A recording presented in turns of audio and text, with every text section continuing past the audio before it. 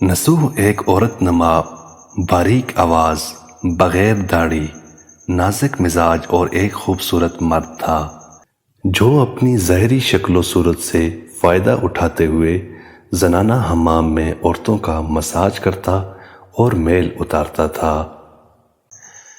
कोई भी इसकी हकीकत नहीं जानता था, सभी उसे औरत समझते थे।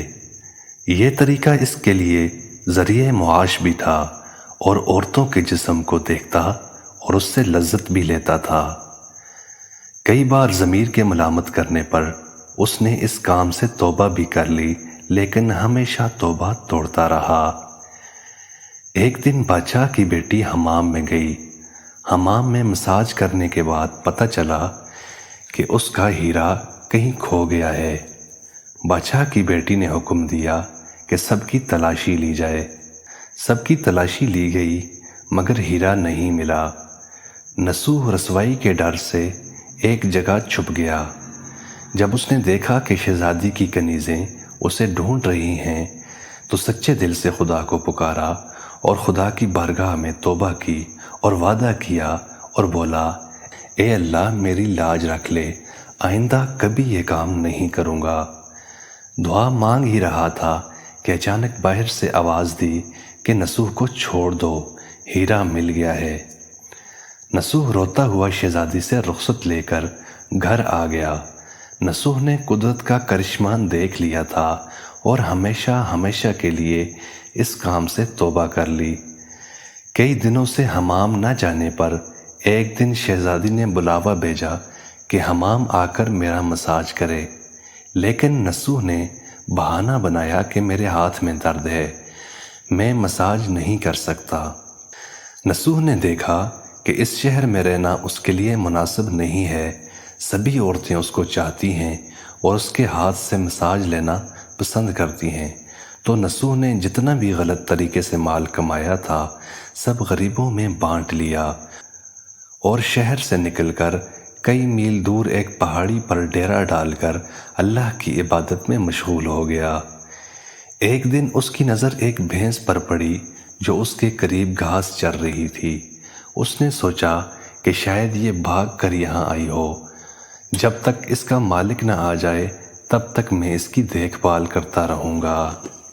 चुनांचे कुछ दिन बाद एक तिजारती काफिला रास्ता भूल कर इधर आ गया जो सारे प्यास की शिद्दत से नढाल थे। उन्होंने नसूह से पानी मांगा। नसूह ने सबको भैंस का दूध पिलाया और सबको सैराब कर दिया। काफिले वालों ने नसूह से शहर जाने का रास्ता पूछा। नसूह ने उनको आसान और नज़दीकी रास्ता दिखाया। नसूह के अखलाक से मुतासर होकर ताजरों ने जाते हुए उसे अपना बहुत सारा माल बतौर तोहफा दे दिया। नसूह ने उन पैसों से वहाँ कुआं खुदवा दिया। आहिस्ता आहिस्ता वहाँ लोग बसने लगे और इमारतें बनने लगीं। वहाँ के लोग नसूह को बड़ी इज़्ज़त व एहतराम की निगाह से देखते।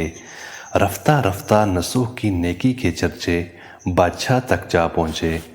बादशाह के दिल में नसूह से मिलने का शौक़ पैदा हुआ। उसने नसूह को पैगाम भेजा कि वह नसूह से मिलना चाहता है, मेहरबानी फरमाकर दरबार तशरीफ़ लाए। जब नसूह को बादशाह का पैगाम मिला उसने मिलने से इनकार कर दिया और माजरत चाही कि मुझे बहुत सारे काम हैं, मैं नहीं आ सकता। बादशाह को बहुत ताज्जुब भी हुआ और मिलने की तलब और भी ज़्यादा हो गई। बादशाह ने कहा, अगर नसूह नहीं आ सकता तो हम खुद उसके पास जाएंगे। जब बादशाह नसूह के इलाके में दाखिल हुआ, खुदा की तरफ से मलकुल मौत को हुक्म हुआ कि बादशाह की रूह कब्ज़ कर ले। चूँकि बादशाह बतौर अक़ीदत नसूह को मिलने आ रहा था और रियाया भी नसूह की कुर्बानियों की गर्विदा थी, तो ये फ़ैसला किया कि बादशाहत अब नसूह को सौंप दी जाए। चुनांचे नसूह बादशाह बन गया और उसने अपने मुल्क में अदल व इंसाफ का निज़ाम कायम किया। वही शहजादी जिस औरत का भेस बदल कर हाथ लगाते हुए भी डरता था, उस शहजादी ने नसूह से शादी कर ली।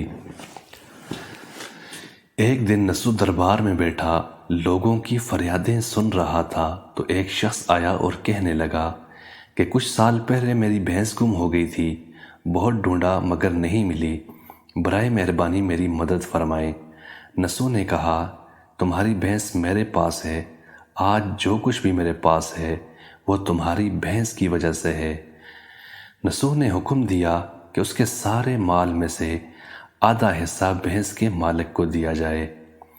وہ شخص خدا کے حکم سے کہنے لگا، اے نسوح جان لو، نہ میں انسان ہوں اور نہ ہی وہ جانور بھینس ہے، بلکہ ہم دو فرشتے ہیں، تمہاری امتحان کے لیے آئے تھے۔ یہ سارا مال و دولت تمہارے سچے دل سے توبہ کرنے کا نتیجہ ہے، یہ سب کچھ تمہیں مبارک ہو۔ یہ کہتے ہوئے وہ دونوں فرشتے نظروں سے غائب ہو گئے۔ اسی وجہ سے سچے دل سے توبہ کرنے کو توبہ نصوح کہتے ہیں۔ تاریخ کی کتب میں نصوح کو بنی اسرائیل کے ایک بڑے عابد کی حیثیت سے لکھا گیا ہے۔ نصوح رزق کمانے کے لیے اللہ تعالیٰ کا ناپسندیدہ کام کیا کرتا تھا۔ جب وہ اللہ کے خوف کی وجہ سے چھوڑا تو اللہ نے رزق کے اسباب پیدا کیے اور بادشاہت تک عطا کر دی۔